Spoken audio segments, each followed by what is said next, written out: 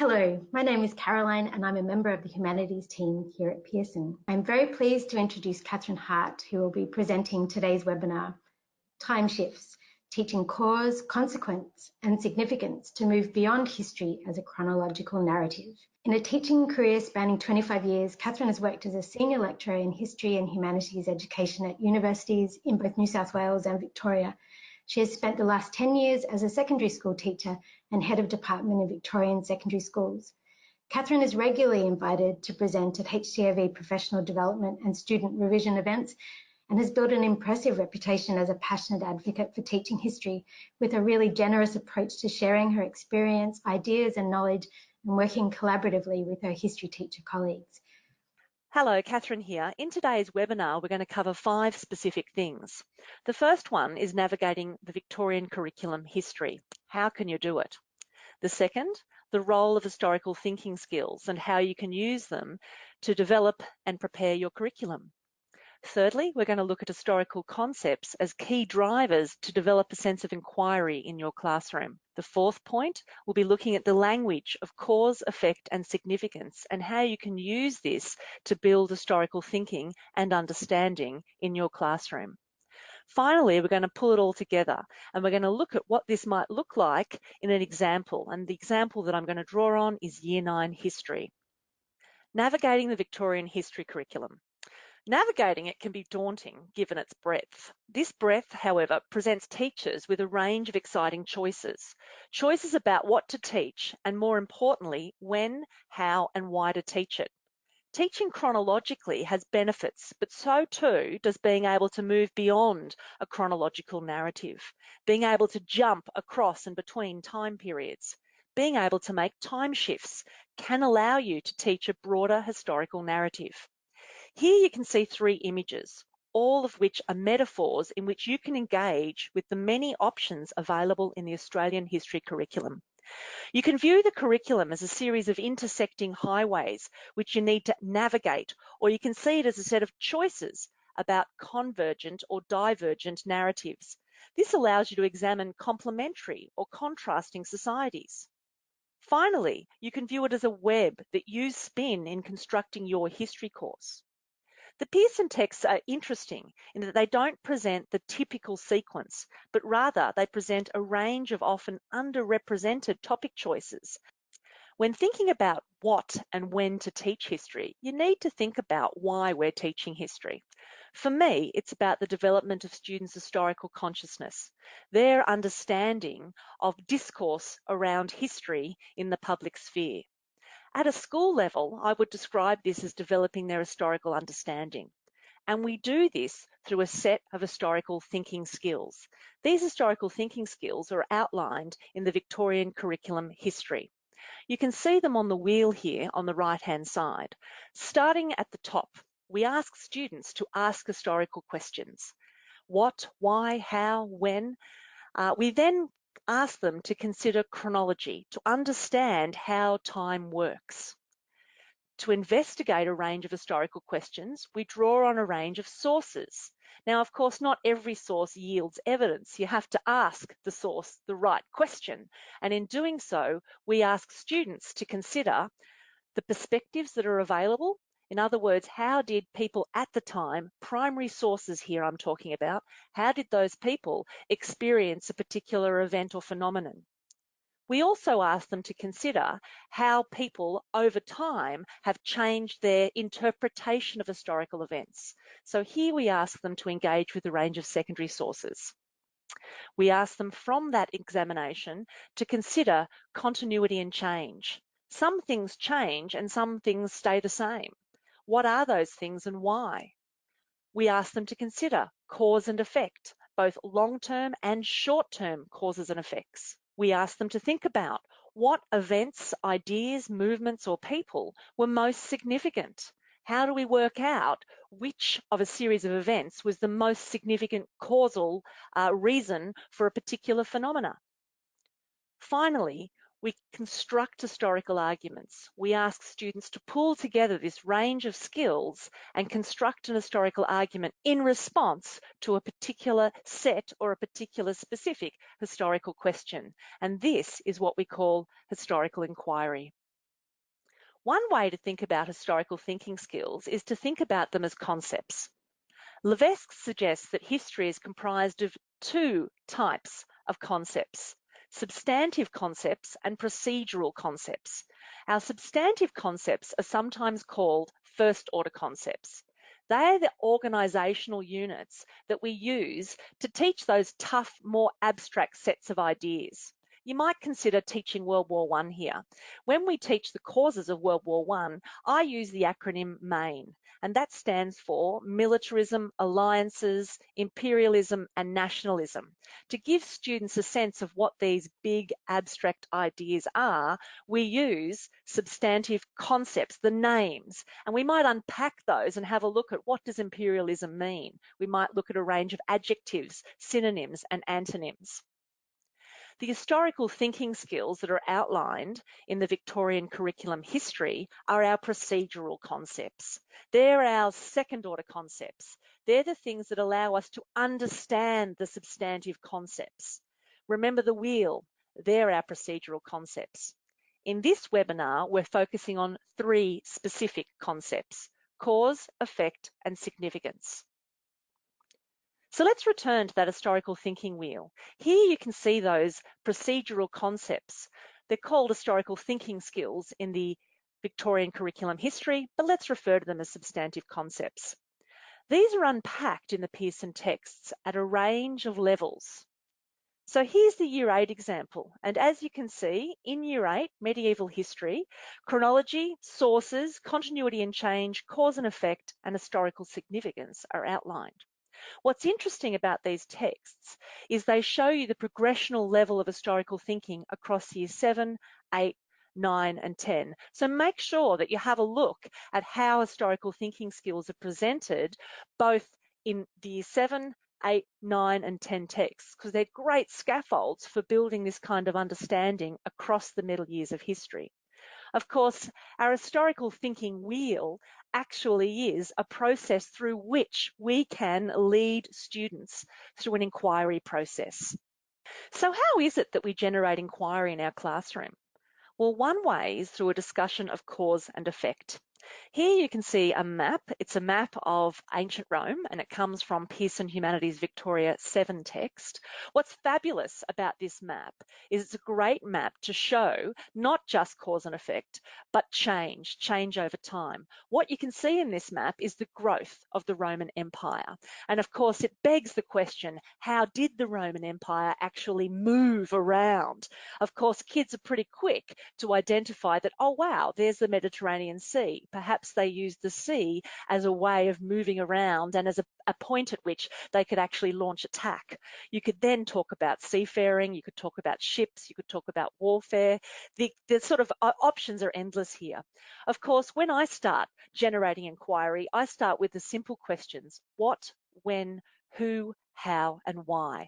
And I explicitly teach students the differences between open-ended and closed questions. A further frame for thinking about questioning or generating inquiry in your classroom is to think about causes in terms of the long-term causes and the short-term triggers. Here we're talking about the long-term causes and short-term triggers of Roman expansionism. Were there certain short-term events that sort of triggered a particular response? Or are there longer-term political, economic, and social considerations that we need to take into account? You also need to think about the intended and unintended effects of Roman expansionism. So one of the effects is that they built cities, architecturally designed cities in different places, and these cities were similar. Good question to ask students is, why would you build similar cities in different parts of the world? Of course, the conversation might then follow the path that you always know where you are. All roads lead to Rome. A further strategy that I've used in generating inquiry, particularly in terms of asking students to think about what they're saying and why, is to use the phrase, what makes you say that?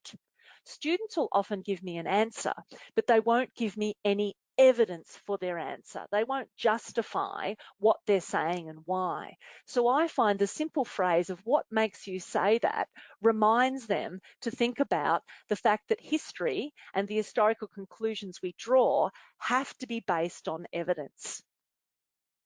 A final great hint when looking at cause and effect is to use an organisational framework. And here at the bottom right-hand side, you can see a great organisational framework that works right across year 7, right up to year 12, is a PES framework. This framework asks you to think about a range of causes and effects. What were the political, economic and social causes of X? What were the political, economic and social effects of Y? We can then overlay that with different perspectives. So what were the different effects and causes for the peasants versus the royalty, etc. So there's a range of things that you can do to generate inquiry and to explicitly teach the procedural concept of cause and effect. One thing that I've really found drives inquiry and helps students to understand cause and effect is to think about the language that we use when we examine cause and effect. I start with metaphors. Students are often really good at understanding metaphors, particularly when they have a visual cue to help reinforce that metaphor. In the top row of this column, you can see that I use the metaphor of dead wood to talk about long-term causes. As those long-term causes start to pile up, the amount of dead wood escalates, as you can imagine. You end up with quite a sort of situation where you've got a large pile of dead, dry wood. And what is dead, dry wood good at doing? It's good at burning. So I call these long-term causes the trend events, the things that are leading into a short-term trigger event that's going to set this dead wood on fire. The other thing I do is I give them the language to use to talk about cause and effect. In the middle row here, you can see that I use the language of escalation and de-escalation. Now, you can not only use this language, you can also use it visually in a timeline. So if you were looking at a timeline of a particular revolution or a war, your timeline would escalate as your long-term causes and short-term trigger events actually occur. So instead of having a horizontal timeline, you're going to have a timeline that shows the peaks and troughs of tension, of growing escalatory causes. Here you can see that the language that I give them is a range of terms to talk about how things get more intensified. On the other side of this row, you can see the language of de-escalation. How do things actually come down? In the middle, I have the language of stabilization. And here I talk about what are those events or ideas or people that stabilize things? Do they stabilize things for a long time or for a short period of time? A further thing to overlay here is that we don't always have intended effects. Often the negative effects that are a result of a particular incident are unintended. In other words, we can't actually foresee or foretell what all of the consequences of a particular event are. So talking about what were the intended and unintended effects allows students to unpack this whole issue of causation. Finally, getting students to write and write frequently is really important. Writing is a really important thinking tool. Now, often I have students who say, I just don't know where to start. So I give them a range of sentence stems. These sentence stems are great sort of starting points for them to unpack their thinking in written form. You can also give them a range of transitional phrases, words that you would use in the middle of a sentence to sort of link appositives in a sentence. In the same vein, students need to understand the concept of significance. Why are some things more significant than others? There's a range of pedagogical sort of tricks you can use to teach this, and they include things like a ladder of significance. If you haven't heard of it, Google it, it's fantastic. The other thing you can use, of course, is a diamond 9. A diamond 9 allows you to have a look at when certain things might be of equal significance, but still hierarchical. So it's a diamond shape that shows you both high significant events or ideas and low significant event or ideas. As well as that, I give students the language of significance. Very rarely do we ask them about an event or a particular person who is 100% significant as a causal factor of a war or an event. Likewise, we don't give them questions that look at someone who is completely insignificant. Often what we're asking them to do is to weigh up the significance. Is it of minor significance, limited, certain? Or is it perhaps of critical significance? Is it of considerable or, large extent importance? So this kind of continuum can really assist students in understanding the spectrum from totally insignificant to 100% imperative and absolutely significant. So far, we've had a look at the curriculum. We've had a look at the role of substantive and procedural concepts. We've looked at 3 specific concepts: cause, effect, and significance. Now we need to pull it all together. What does this actually mean when it comes time to design a course? And I'm going to run through an example here, and that example is of Year 9 history. So in developing a course based on the Victorian curriculum, I always encourage that we look at a broad set of questions. And so for Year 9 history, this is how I teach it. I look at 3 specific questions. What happens in periods of great change? What happens when cultures clash? And what happens when nations collide? Now, these questions are purposely succinct, and they also have that repetition of the C so that students can become quite familiar with them. Of course, what I'm really doing here is I'm looking at the Industrial Revolution as a period of great change. And an entree into looking at the Industrial Revolution is to start with students' contemporary contexts and the fact that they themselves have lived through a technological revolution. So I always start with the technological revolution, how it's changed their lives compared to my life, and there's only one generation between us, and then I extrapolate backwards to the Industrial Revolution. Following on from the Industrial Revolution and the movement of people, I look at what happens when cultures clash. Here I look at European settlement or invasion, so I problematise the term, in Australia and have a look at that notion of 2 different cultures and what it means when one culture arrives or invades another nation. Finally, I move to World War I. What happens when we have a globalised world and all of a sudden we have world wars? So World War I is an examination of how nations at an international level manage change. So let's unpack what this might look like. And I'm drawing on what happens when cultures clash here, which of course is an examination of European settlement or invasion of Australia. Here are 3 particular examples from the Pearson Humanities Year 9 text. What I really like about the text is the text gives you a range of sub-questions. So here on the far left-hand side, you can see a range of overview questions that further unpack that big inquiry, that big driving question of what happens when cultures clash. So what were the causes of European settlement and what effect did it have? What were the significant events? How did patterns of continuity and change affect? Why is it important for us to consider? What you can see all the way through those overview questions are the procedural concepts that are driving our study of history. So I think these are really fantastic ways of perhaps dividing, unpacking that broader driving question. In the middle, you can see we have a source.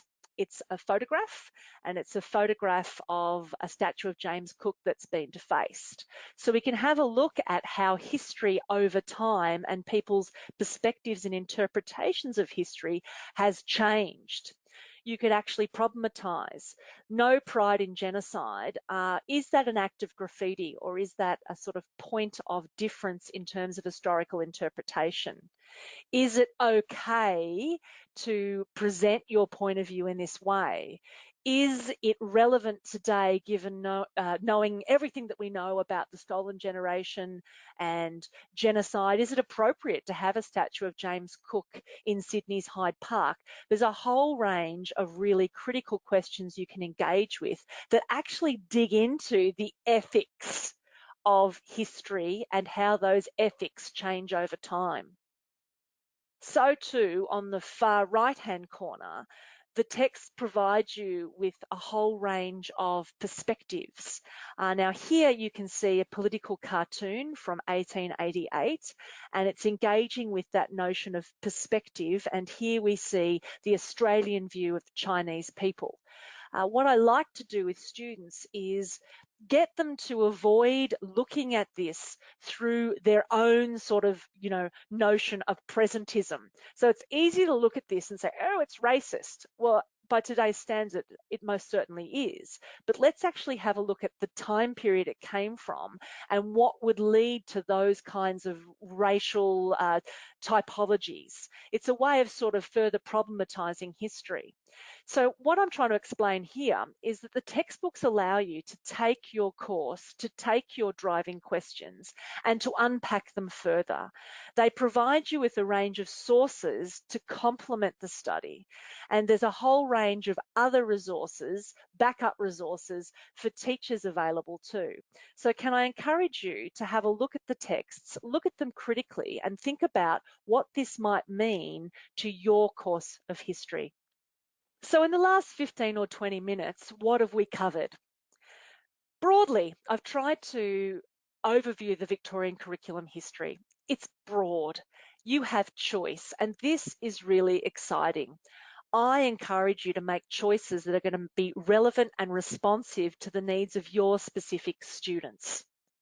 So too, historical thinking skills are the foundation of any study of history. So thinking about how they might fit into and drive key critical questions is a fantastic way of engaging with the many choices that are presented to us in the Victorian curriculum. In the curriculum, they talk of historical thinking skills. Another way of thinking about this is that these are key procedural concepts driving what we do. Whenever I'm planning my curriculum, I think about both the key substantive concepts that I need to teach and the key procedural concepts I need to teach. And I make them an explicit part of my teaching. I make them an explicit part of my teaching by doing things like teaching the language of those concepts. So today we've talked about teaching students the language of cause and effect and significance and how that scaffolds student learning over time. For more information on how that might look at a year 7, 8, 9 and 10 progressive sort of level, please do have a look at the range of historical thinking resources that complement the texts. The Pearson Humanities 7 to 10 text actually is a great foundation for you to develop your course and also for you to mine the fabulous resources there and make sure that students have a really enriching experience in the courses of history they study with you. Thanks for your time today. We hope you've enjoyed today's webinar. The Pearson Humanities Victoria 7 to 10 series is available for inspection, and your Pearson consultant would be happy to provide access and demo digital resources, teacher support materials, and Lightbook starter assessment. On behalf of Pearson, thanks for joining us today.